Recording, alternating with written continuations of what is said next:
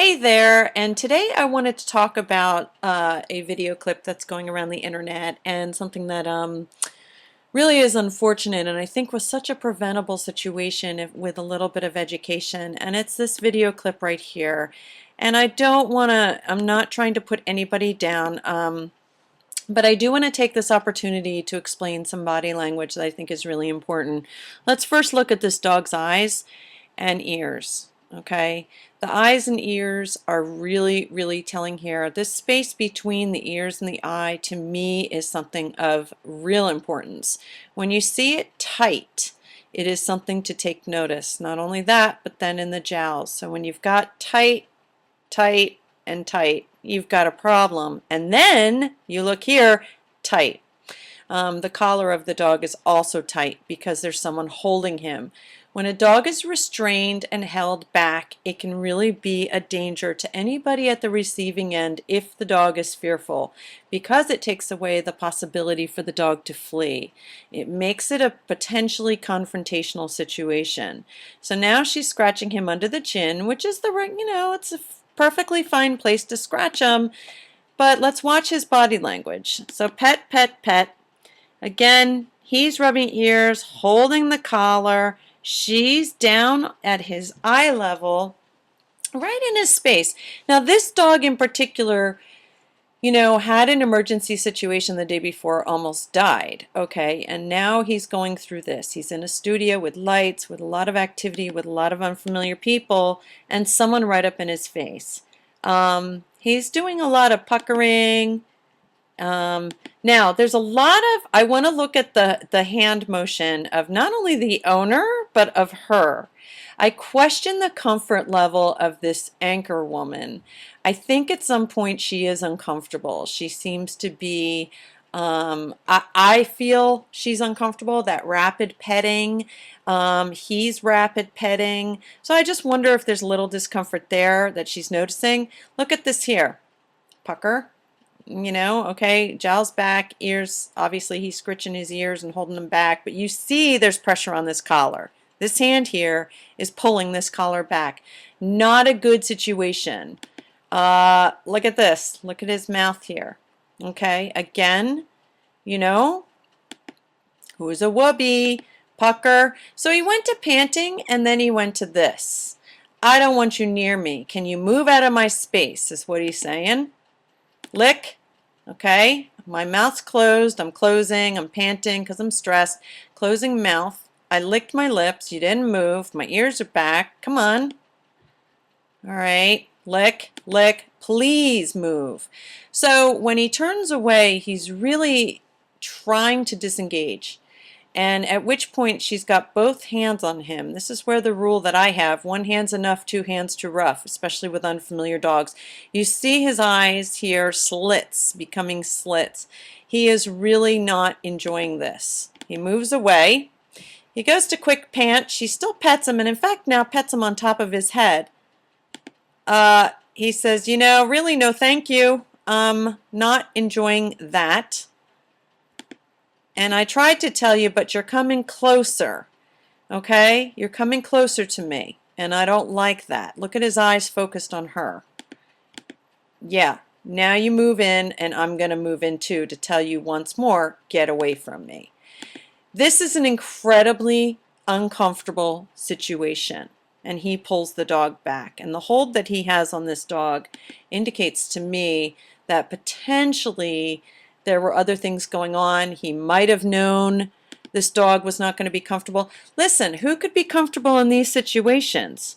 When we take dogs on TV and we put them in these situations, it's often uncomfortable for them. And, amazingly, they do really well most of the time.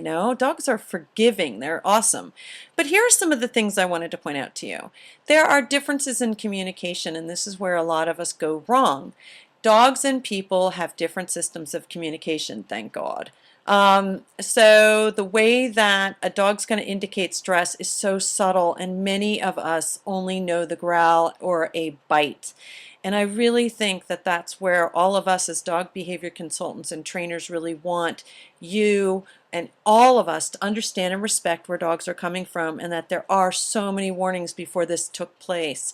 It is so unfortunate. I really feel badly for her because she was doing what the average person does, what everybody does. We get down, we hooja bubby, you know, we get in the dog's face, and really we've got to be prepared for what the dog is communicating. Chances are, again, I'm sensing that she was a bit nervous at one point. She was scratching harder, faster, all that tension, dog being held by the collar. I'll tell you what, I don't walk in a home if an owner's holding a dog by a collar. I absolutely refuse. I insist that they let go and they let the dog and me work that out. Holding a collar, especially for a dog who's excitable, excitement turned to aggression, arousal turned to aggression can happen quickly. So here's something I want to point out, and what we talk about in our programs is the difference in communication. We've got, you know, a dog who is, you know, dogs and humans communicate differently from the beginning. So we want eye contact in the beginning. Dogs don't. Okay, the puppies need warmth. They really don't smell right off the bat. They need warmth. They need their mama. They rely 100% on that. And then, you know, we greet one another very differently. So you and I greet face to face, arms outstretched, looking at each other, and that is not how I see dogs greeting one another. In fact, this is often one of the biggest problems with on-leash communication and on-leash introductions, is that we walk towards the other dog. We don't allow the dog the freedom to move their body in a way that would ease up some of that tension. And we interpret a lot of what they're doing to be unusual or awkward, and we freeze up. So a lot of that situation came true in this dynamic. You had someone holding a collar, holding a leash. He was probably not familiar with TV, probably was nervous, and the dog sensed it. And now this person is approaching. So there's a lot of different factors there that really is, again, the perfect storm, as several people have said. And it's so unfortunate because we see this time and time again. And the importance of this is that we just offer more education.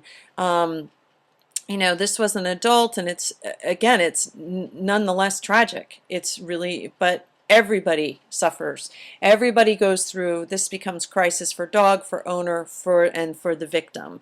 So I really feel it's important to provide education about dog body language before even babies are born, before parents become parents, so that we can really arm the next generation and the next group of dog owners with education. Let's respect what our dogs are communicating. Let's back off when we need to.